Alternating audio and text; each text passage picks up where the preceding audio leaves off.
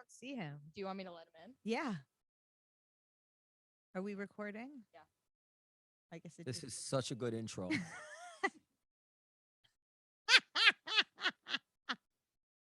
Oh, here he is. Yay! How are ya? Turn him up, please. Turn it up, Danny, or somebody turn. Danny, you look so handsome. Okay, welcome to Live from the Table, the official podcast from the world famous comedy Cellar on the Laugh Button Network and Sirius Radio.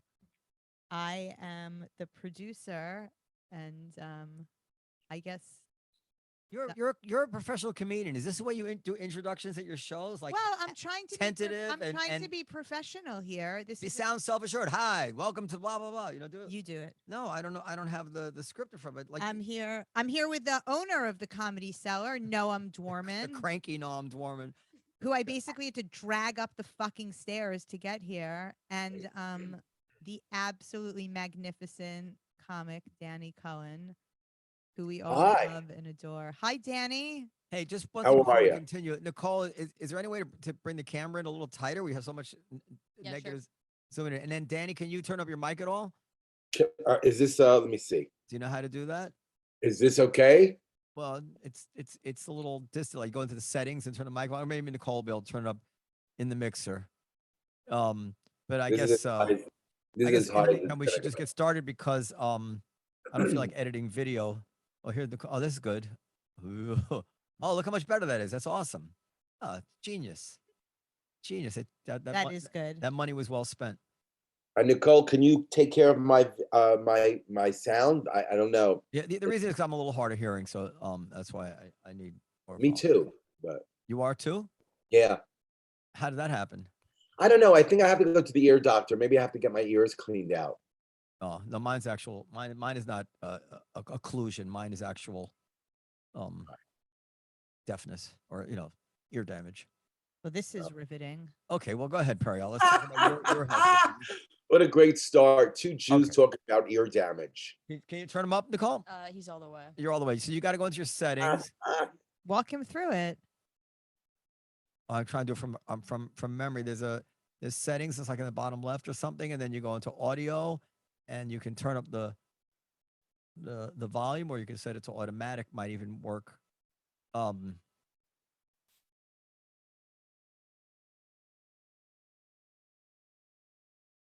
All right. Well, I'm gonna have to deal with it. Okay, go ahead. I'm just gonna turn you up.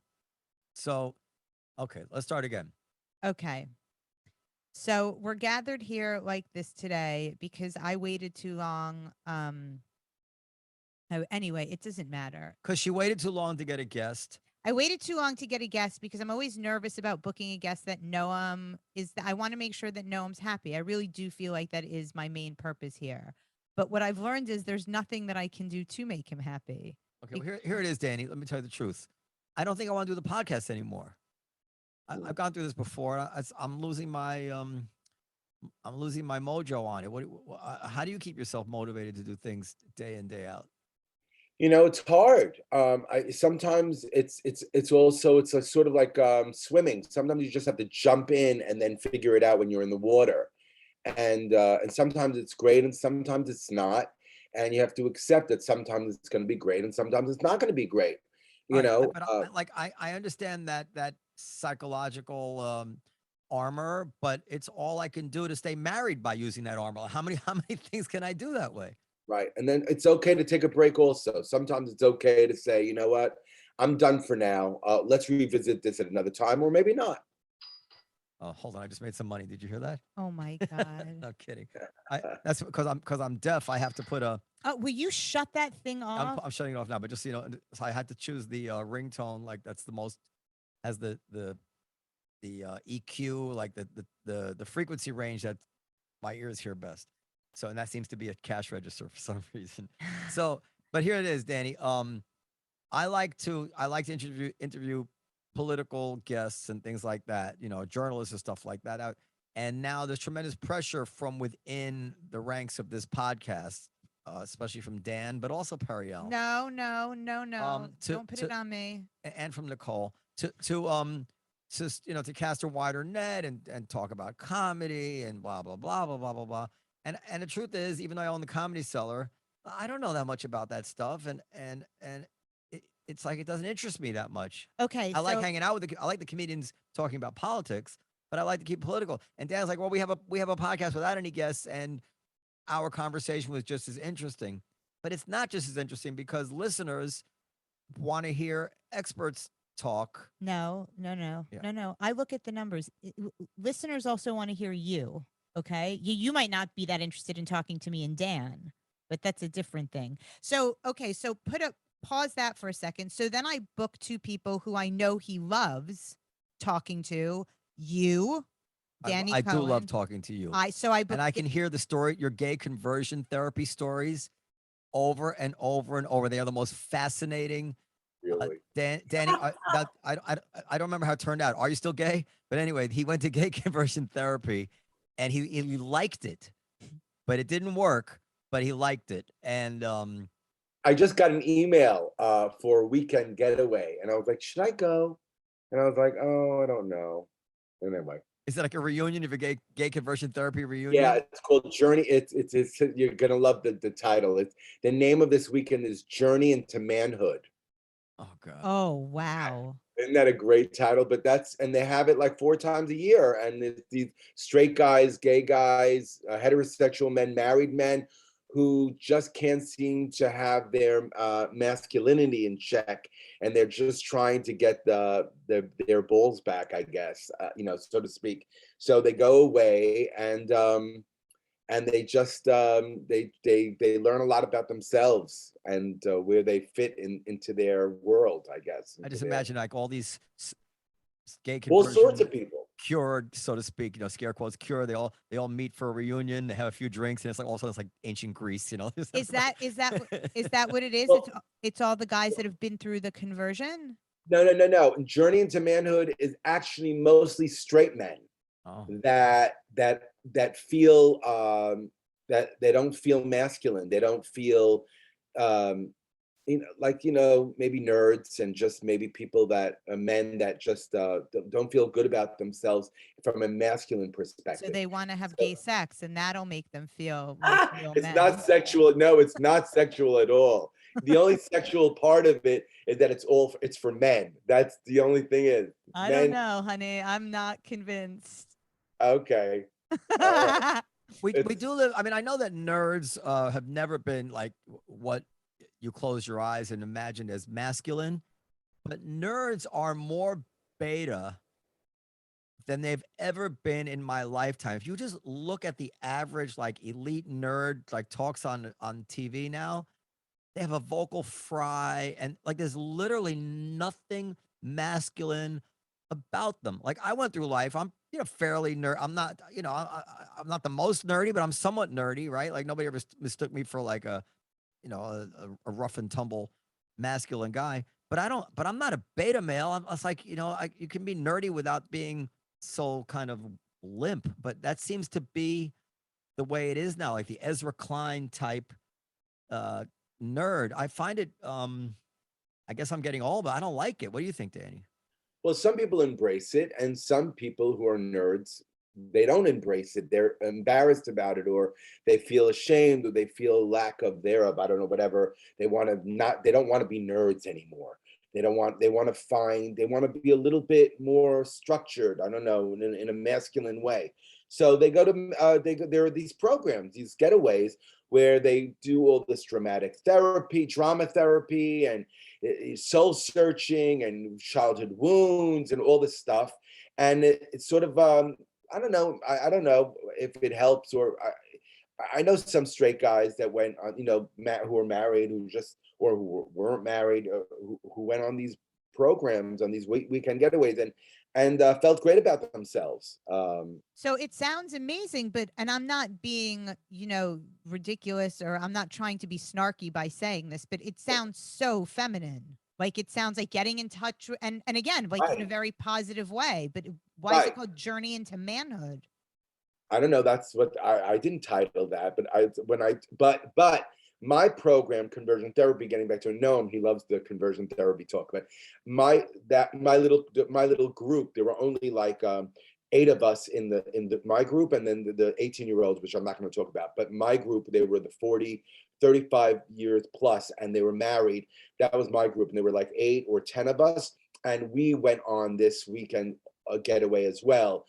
And it was primarily straight men, but we were there too, because it all serves the same purpose. It's to sort of be in touch with your masculinity and try to figure out how to be more of a I guess masculine or more balanced man, so to speak, whatever that means. That's strange when I say. The problem is Bill Maher alluded to this, and he got some flack, but I'm not sure he was wrong. I think the problem might be that in a very primitive way that they might wish it wasn't so, but in a very primitive way, women are attracted to masculinity. Yeah, I mean, look, there's a pot for every lid. So there are all sorts of relationships. Sometimes a couple will get married, female, heterosexual, female, male, and sometimes the female wears the pants in the family. Wears the pants, and that can happen too, and that works perfectly well for many people. But sometimes there are a lot of men who aren't really masculine and like it, and are fine with it and don't have a problem with it. Then there are some who have a problem with it, and they're trying to figure out themselves. So this is a program that was set up for those men. And so I just got an email about it a few weeks ago, and I was like, "Ooh, should I go away?" Just to sort of like see, I don't know, not for any other reason, but just to go. I don't know. For fun. It'd be interesting. Yeah, Things like that are interesting. And then I was like, nah. I mean, you're comfortable in your own skin at this point, right? Yeah, I've always been very. I mean, you got to be wearing glasses like that. When I was in conversion therapy, I was also very comfortable in my skin. Actually, I was very comfortable. I just was trying to figure out what to do because of my religiosity. Yeah. So that was what happened to the other men that were in the program with you. Do you know? I lost. I was never in touch with any of them really. So I don't know. Okay, but you can't convert somebody from being gay, right? You just can't, can you? I don't think so, but I don't know. Everyone's different, and I don't know what people are willing to do in their lives to do what they need to do to get to what they need to do. We all do things in our lives and maneuver in our lives differently, and people do crazy things and live crazy lives. For me, no, it didn't work for me. But my God, how much stock do you put in the notion that right now, because of the particular time we're living in, that there's a social contagion where it's really cool to come out as gay or trans or something out of the ordinary, and that there's people who are not bigots who think that there is a significant amount of this going on. Do you put any stock in that? The social contagion of trans and gay right now? Yeah, I mean, it's happening. It's happening. It's a reality. It's really tough in the religious circles. In the non-religious circles, not as tough. Especially in the Jewish religious circles. I don't know about any other religion, but Judaism specifically forbids men to transition, really. It's forbidden. It's a law. They're not allowed to dress like women, and they're not allowed to act. Why don't we pause right there and bring in Dershowitz in, because he's probably interested in that. Go ahead. Sure.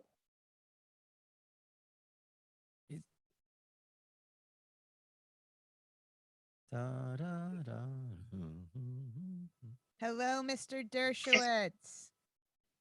Hello. Hi, Professor Dershowitz. You're upside down. Am I upside down? You're sideways. Well, turn straight my thing. There you you go. go. This is, me and Noam, and this is the wonderful comedian Danny Cohen, Professor Alan Dershowitz. I love wonderful comedians.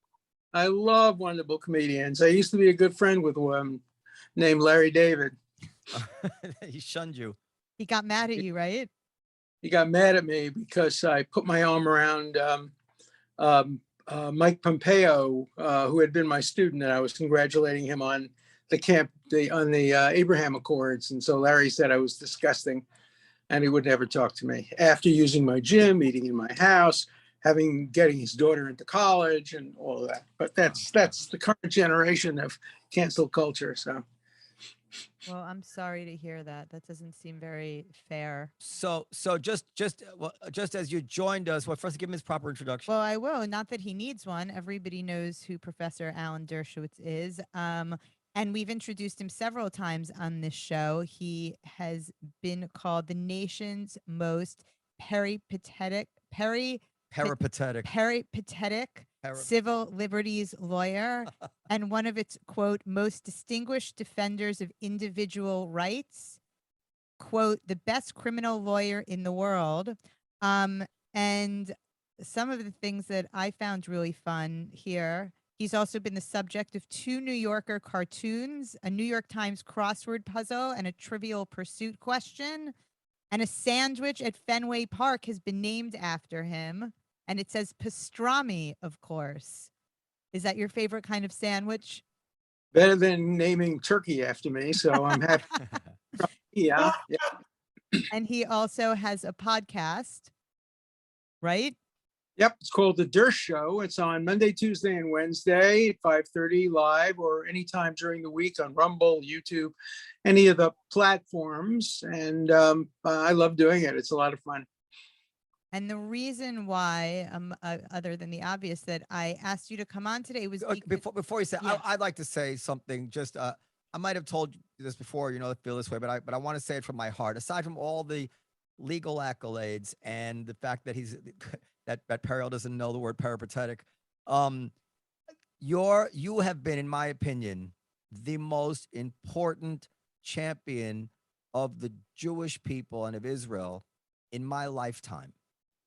Well, let me tell you the reward I've gotten for that. Temple Emmanuel has banned me. I can never go to Temple Emmanuel or speak there, even though Peter Beinart, who believes Israel should not exist as a Jewish state, was paid to speak there.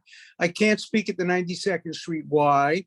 The Ramaz School has banned me from helping their high school seniors navigate anti-Semitism in colleges. That's the reward I've gotten for being what was called, I didn't call it, somebody else did, the lead defender, Jewish defender in the court of public opinion. It's been absolutely disgraceful. And I have a new book coming out about that. It's called The Price of Principle, how being consistent and principled can cost you friends, family, jobs, and income. So my book will be out in about a month and it tells that story. Well, honestly, Alan, and my father felt the same way. I mean, I hope you live to be 200 years old, but as everybody's getting older, I've actually alone worried in the house, well, who will there be? Like when there's no Dershowitz, who will there be to put it all together in such a compelling way, with so knowledgeably and with such essentially a common sense way of appealing to people about the argument? Because the arguments, in my opinion, are actually quite simple and easy to comprehend when you're smart enough to put them simply. So honestly, I thank you for I the hope bottom of my will be heart. people along. In the meantime, I'm still alive and well and healthy at 83 years old. And I've been canceled by major Jewish organizations that just don't want to hear me because although they all tell me that they know I'm innocent of that false charge by a woman who I never met, because I've been accused, they can't afford to have me. It's too controversial. That's McCarthyism. Jewish McCarthyism. Yeah, well, shame on them. Well, Yeah. hopefully someday they'll.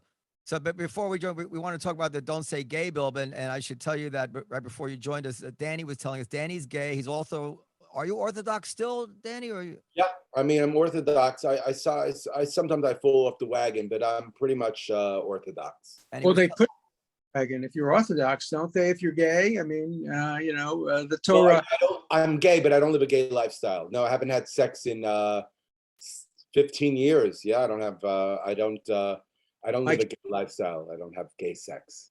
He's not a practicing gay. Not a practicing gay. I'm a practicing Jew, therefore I'm not a practicing gay. Right. Well, Do you practice, go to shul, or do you do the gay? Yeah, I mean, yeah, from time to time, and Shomer Shabbos when I can, if I can, as much as I can.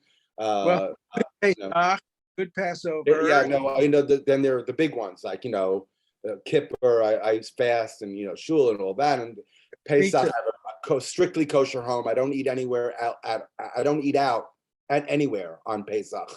It's a big one. That's there are certain big ones that we have to follow if you're Orthodox. Good. So yeah, it is what it is. I try. So, Professor Dershowitz, tell us, what are we supposed to think about this "Don't Say Gay" bill in Florida?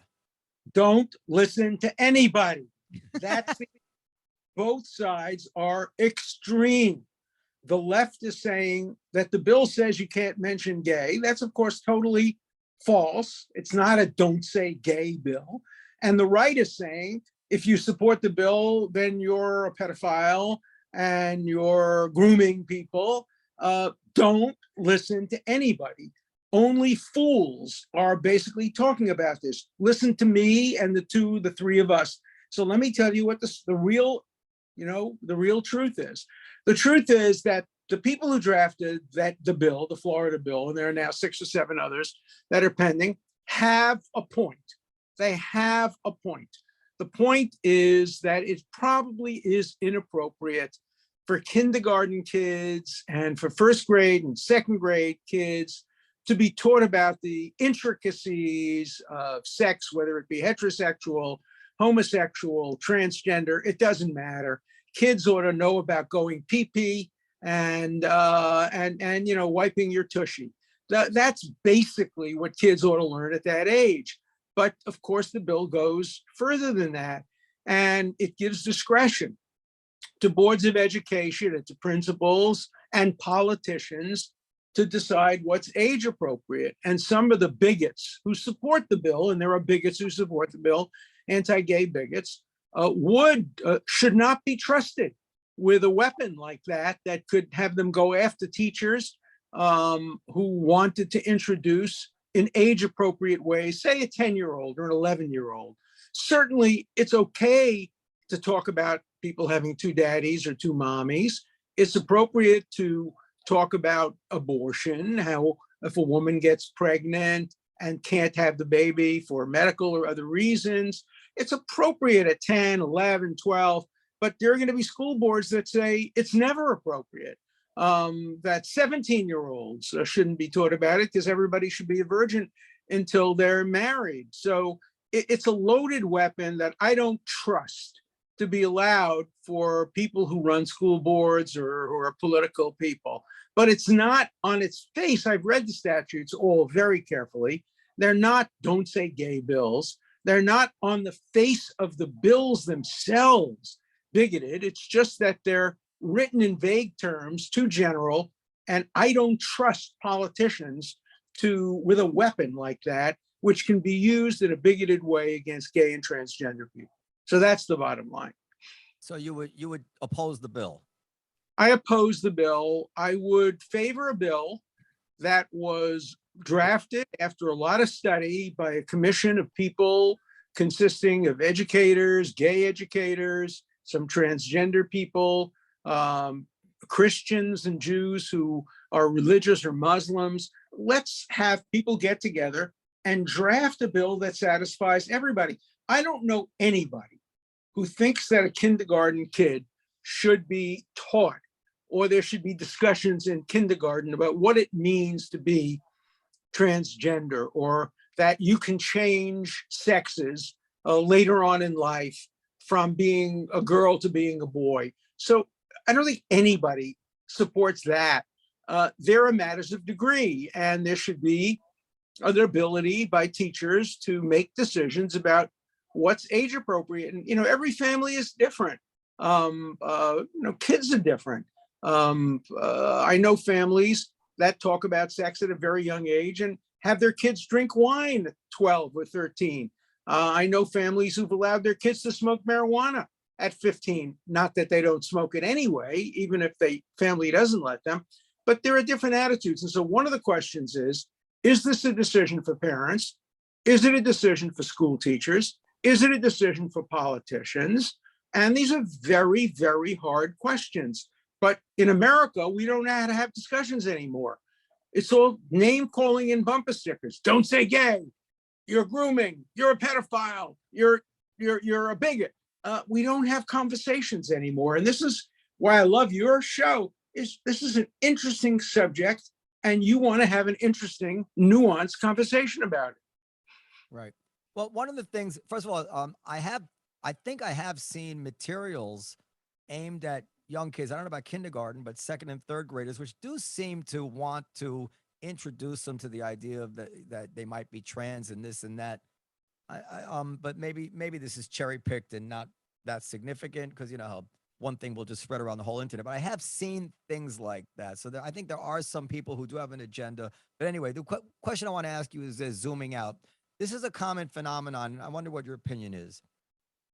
Let's take gay marriage, for instance. It wasn't that long ago when Bill Clinton proudly signed a bill that would protect heterosexual marriage against gay marriage. And Barack Obama was proudly against gay marriage. And then at some point, the elite, cosmopolitan, most educated and most sophisticated sect in our society come to a new conclusion about an issue like this. And we agree with that conclusion. And then they turn to their back, and all of a sudden, everybody that they agreed with now become bigots and rubes. Overnight, the people who didn't on the same schedule that they came to it, as soon as they've come to it, all the less sophisticated working class people, religious people, now they're not, it's not like, hey, you know, why don't you think about this? I was like you, I came to a new conclusion. No, they're bigots, they're the enemy all of a sudden. That seems to me to be very arrogant. And this is what we see. Completely agree with you with one exception. I don't believe there was a second in the life of Barack Obama in which he didn't believe in gay marriage or Bill Clinton. They were just making political calculations. The same thing happened with John Kerry, who was opposed to the death penalty all of his life until he ran for president. Then he said, whoops, for terrorists, it's okay. So these folks don't make decisions based on their own personal morality. That's how they differ from us. You know, we speak from our hearts and our principles. What do you call a politician who speaks from principles? You call him an ex-governor, an ex-senator. But, you know, you can't be running for office and supporting gay marriage in 2000, but you can't run for office and not support gay marriage in 2020. I completely agree with you. It's hypocrisy on stilts. And look, I went to the Yankee Red Sox opening game the other night. It was a great, great moment. But when it came to the seventh inning, I wouldn't stand and sing God Bless America, a song I love. Why? Because the Yankees banned the recording of Kate Smith singing God Bless America. Kate Smith sang that song better than anybody in history. And she was a wonderful woman who fought for civil rights and supported integration. But when she was a kid, she sang somebody else's song, which made references to Black people in ways that today we find unacceptable. But back in the day, auditoriums were filled with people clapping that kind of thing. You cannot rewrite history and judge people by the current status of evolution of where our society is at. You have to judge them from where they were at the time. Otherwise, you can cancel Obama and you can cancel Clinton. You can cancel them all. Just a lot of people, right? all wrong about gay marriage and even gay practices back 30, 40 years ago. Yeah, I mean, so I don't know which is worse, to actually have been against gay marriage or to have been ready to pretend you were in order to get elected. But neither of them anything to be proud of. Clinton also, it's off the subject, but one thing I could never get over is when he flew back to Arkansas to execute, what was his name, Ray? You know who I mean? I vote for him for that reason. I didn't. I became a supporter of Bill Clinton later, but I voted against him in the primaries, and I didn't support him because of that decision to go back and execute a man who half of his brain had been shot out, who ordered breakfast the morning after he was executed. And they said, well, why are you ordering breakfast? You're going to be dead. Yeah, but I want to have eggs. He didn't know anything. And Bill Clinton rushed back to Arkansas. And if he could have, pulled the trigger, however they executed in those days, he would have done it because he would do anything to get elected. And, when I was a kid, I was very articulate. I was president of everything. I was president of the student body. I was president of the debate society. I was president of the law review. Everybody said, get into politics. And I said, no, I can't get into politics because I can't hold back on views that I believe in. And all my life, I've tried to act on my beliefs. That's why I could never be a politician. And that's why I'm being canceled today. I mean, interestingly enough, so I went on the floor of the Senate and defended the Constitution on behalf of President Trump, who I voted against. The Republicans all praised me. Oh, wow, John Adams, defending the people in the Boston Massacre. That's what America's all about, defending the guilty. Then suddenly, Justice Jackson appears before the committee. These same Republicans who praised me condemn her for having defended people in Guantanamo, but the same Democrats who praise her for defending the Guantanamo people condemned me for defending Trump and canceled me for that. So I don't know which side is more hypocritical, but I have to tell you, the totality of hypocrisy in Washington, D.C. knows no bounds. Well, maybe it knows bounds, not as bad as Putin, but boy, is the hypocrisy horrible in Washington. Nobody passes the shoe on the other foot test. I agree with you very much.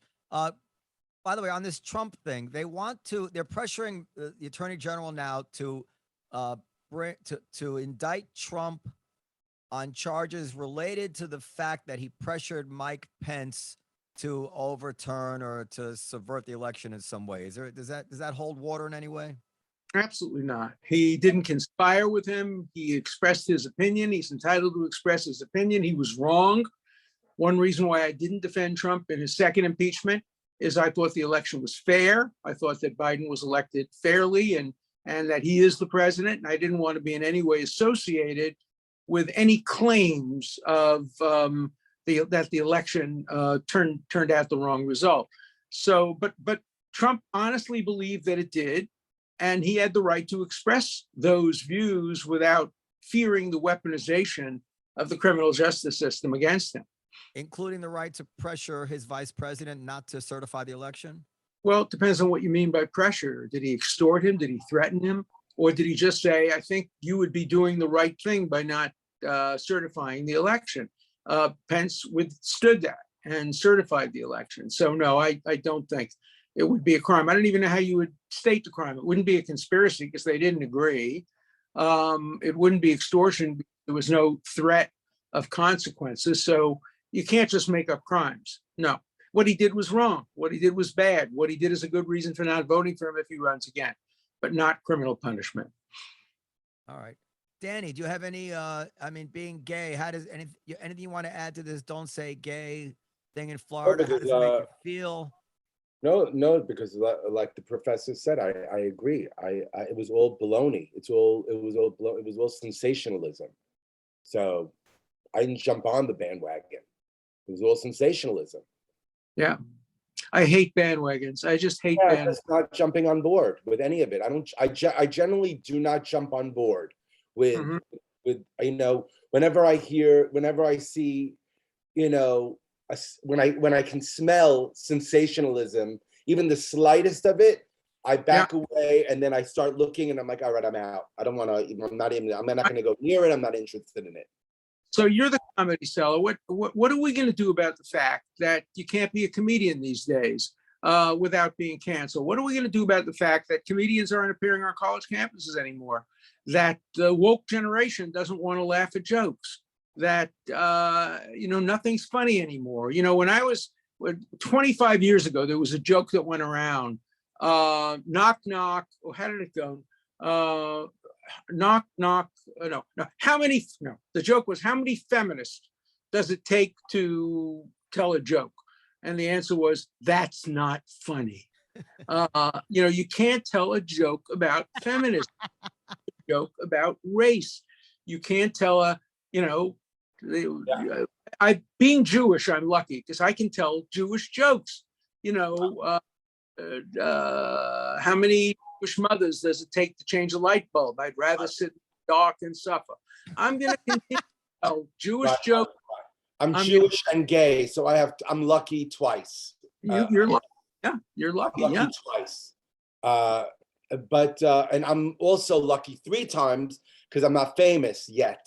So I haven't crossed that. I haven't gotten to that bridge. I don't have to worry about being canceled because no one can cancel me because nobody knows me yet. I'm nobody. I'm not a household name. Nobody has to worry about me. So I have 3 things going for me right now. But Danny, you do some very deep parody on your Facebook posts, which if you were to ever become famous, you would have some explaining to Oh do. yeah, of course I would have some explaining to do, but there's nothing I can do. I'm a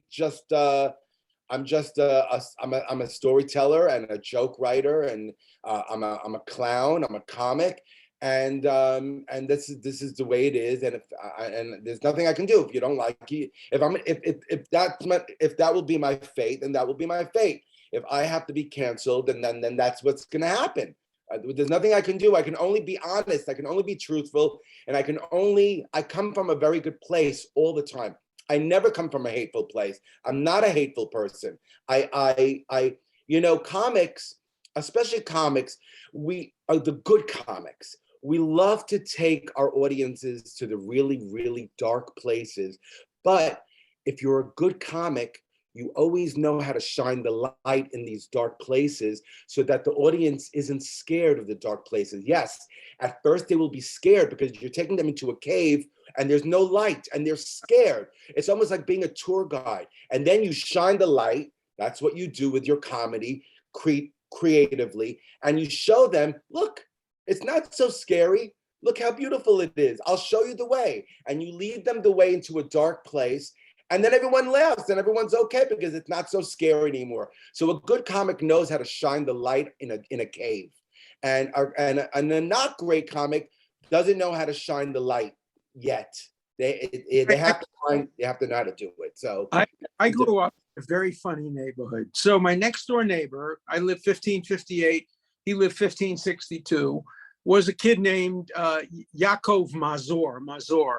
He became Jackie Mason. And so Jackie Mason lived literally next door. And my mother would always say, stay away from him. He's a Meshuggah. Stay away. And when I took my mother to see him once on Broadway, her answer was, he's too Jewish. He's too Jewish. Away all of our secrets. He's too Jewish. Then around the corner from me lived another guy named Buddy Hackett. And he also challenged. And then down the block was Elliot Gould. What neighborhood was this? Neighborhood. And about 20 blocks away, of course, was Woody Allen. And I don't know where Mel Brooks lived, but couldn't have been too far away. It was a very funny neighborhood. Where I grew up, you were judged by 3 things. 1, how good you were in punchball. Number 2, how funny you are. And number 3, whether you were willing to use your funniness to talk back to the teacher and be what was called a bandit. A bandit. If you were a bandit and you were a funny bandit, let me tell you what I did, which got me high praise as a bandit. So one day my teacher threw me out of yeshiva because my friend Alan Bachman went into my basketball case and threw a jockstrap, which had my name, Avi Dershowitz, on it, and it hit the rabbi on the head. And there's a principle of res ipsa loquitur, the thing speaks for itself. It had my name tag, the jockstrap. He threw me out. I had to get even. So it was the middle of the winter. I went upstairs to the roof and I took my heavy coat and I have a hat and I stuffed it with paper and I made a dummy of myself and I hung it over the wall of the yeshiva. And I had my friend Jake Greenfield run in and say to the rabbi, Avi is about to jump. Go to the window. Make him stop. And as soon as I dropped the dummy, and the rabbi, I'm amazed he didn't have a heart attack. It broke into about 7 pieces and got suspended for a month and had to go to the public library to do my reading, whereas where I got my real education. So I made it as a funny bandit. And that's the way you would judge. I was pretty good in punchball and stickball too. But so I had a good youth in Borough Park in Brooklyn. Oh, Borough Park. I'm from Midwood, and I still live in Midwood, right? Well, that's where Woody Allen lived. And 3 homes down from where I live. That's where he grew up. Yeah. Yeah. On my block. Yeah. Good block. Good block. All right, we're just about out of time. I love to hear your stories, Professor Dershowitz. I really do. Anytime. I'd love to come down to where, your club. It's a great place. And I'm not, going to theaters much lately these days because of COVID, but as soon as it gets a little better, I'll come down and do something. Just to wrap up on the don't say gay, just because people listen, and I'll get angry letters about me. My attitude, I grew up in a very, very gay friendly home from a very, very young age, socializing with gay couples when I was, my parents were socializing with gay couples when I was 9 or 10 years old and was aware of it. And I have absolutely no qualms about my young children being around gay people, trans people, knowing that they're gay, knowing that they're trans. And yet I don't want the school teachers discussing one bit of this with my kids. That's just, I don't know if I'm right or I'm wrong. I want them to teach them academics, and that's it. And they come home with crazy ideas about race as it is. They don't need more crazy ideas about sexuality. Teachers should learn reading, writing, and arithmetic, and the rest of the stuff should be taught at home, in the church, in the synagogue. You don't send your kid to a public school to be indoctrinated. If you want to indoctrinate them, send them to yeshiva, send them to a Catholic school, send them to a fundamentalist school or a Muslim school. That's the purpose. It's called a parochial school because it teaches you to be parochial. But if you want to go to a public school that everybody can go to, you can't have your own particular policies determine everybody else. If you're absolutely right, if a parent wants to teach his 3-year-old about transgender, a 4-year-old about gay, that's fine. That's a parent. And I would be strongly opposed to any statute that limited the parental right to do that. But to have the public school indoctrinate, I just don't think is the right thing. Yeah, and I imagine there's quite a few people like me who have absolutely no issue with these things, and Sure. personally, who just want to stop this trend of all these controversial issues becoming taught to them by, after all, mediocre public school teachers with no expertise in this one way or another. The schools are doing badly enough as it is. Let them double up on arithmetic. That's if they have spare time. Look, I agree, except that I think public school teachers are heroes, and I think some of them are really good. I went to a public college, Brooklyn College. It was much better than Harvard, Yale, and Princeton in the day that I went there in 1955. And thank God for free public education, or else I never would have become a lawyer or graduate college. You know what? I'll retract that. Good for you for correcting me on that, because it was a harsh thing to say. I only mean to say that the people who go into public schools are just not equipped to be teaching these very, very sensitive, controversial, unsettled, even in science, issues to our kids. They will, and I know people who are public school teachers, they're fed a certain kind of reality of these issues, which is comes from an agenda. There's less debate than there's ever been before, and an ability to debate these things. And what comes out on the other end is naive and not settled science.